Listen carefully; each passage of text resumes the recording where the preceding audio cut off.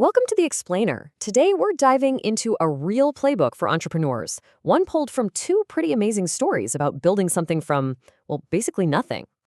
Yeah, I know. It sounds like the beginning of a joke, right? But the answer actually gets at a really powerful truth. See, both of them were completely backed into a corner. They were facing what looked like impossible odds, and they had next to nothing to their name. But here's the thing. What they did have was way more valuable than money. They had a special way of looking at the world, a perspective that let them spot an opportunity that literally everyone else was missing.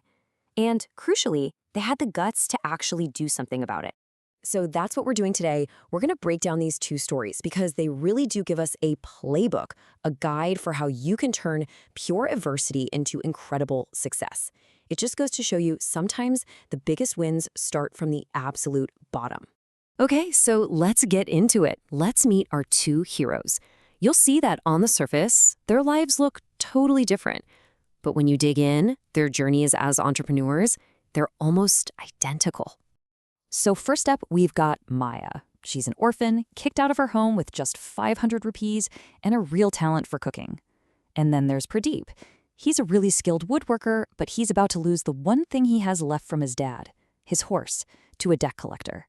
So yeah, totally different situations, but they're both starting from the exact same place, rock bottom. And, for both of them, this wasn't some slow slide into trouble. Nope. It was one single dramatic moment, a crisis that pushed them right to the edge. For Maya, it was just brutal. Can you imagine? The moment your own family, the very people who are supposed to have your back, literally throw you out onto the street. In an instant, her entire world was just gone.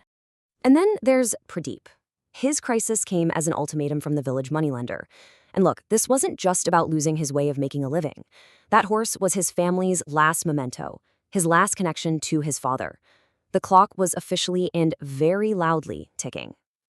Okay, and this right here is the pivot point. This is where everything changes. Because in that moment of total desperation, they didn't just wallow in the problem. They saw something else. They saw a pattern, an opportunity that was hiding right there in plain sight. Think about it. Maya's sitting there at her parents' old, rundown house, and she just starts watching the highway. And what does she see? A never-ending stream of trucks. Hundreds of them, all day, all night. And it hits her. It's so simple. All of those drivers have to be hungry, and there's absolutely nowhere for them to get a decent meal. And that was it. She just connected the dots. She had a skill, cooking, and she saw a need. This wasn't some huge, complicated business plan to build a restaurant empire. Not at all. It was a brilliantly simple idea. Set up a little stove on the side of the road and sell good, home-style food to all those hungry drivers. Now, Pradeep's aha moment was a little different. He took a hard look at his business, giving horse rides to kids, and realized this is failing. And he asked why. Well, it's because people these days, they want something new. They want an experience, something unique they can talk about or post online. The same old just isn't going to work anymore. So what did he do? He didn't give up and sell the horse. No way. He completely reimagined what the horse could be. He dreamed up this totally unique experience, blending the old-school charm of a horse-drawn cart with a modern food truck. A moving kitchen that wasn't just a place to get food, it was the attraction itself. But look, we all know a great idea is one thing. Actually making it happen, that's the hard part. So let's get into how they actually built these businesses from nothing, because this is where you really see how clever they were. This is just incredible. Look at what Maya did. She literally built her first restaurant using stuff she found for free. She made a stove out of mud and clay from the ground.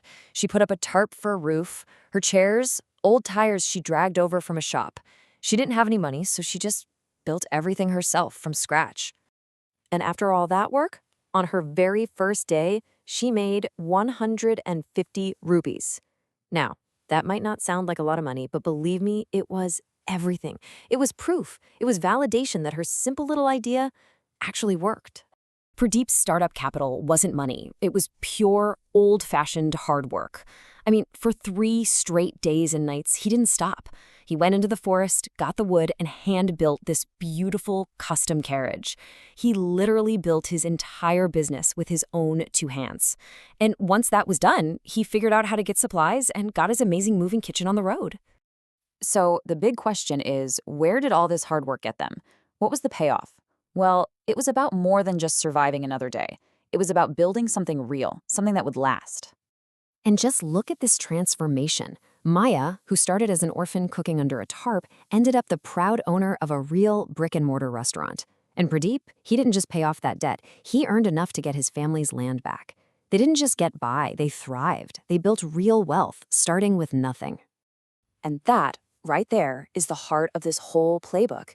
They didn't sit around waiting for a loan or for some investor to discover them. They just built the opportunity themselves.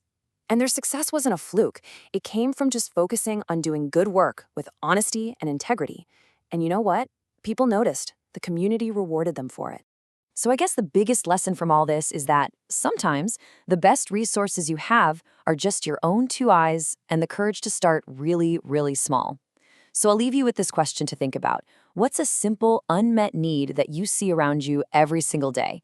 And what unique skill do you have that could be the answer? Because you never know, your big opportunity might just be hiding in plain sight.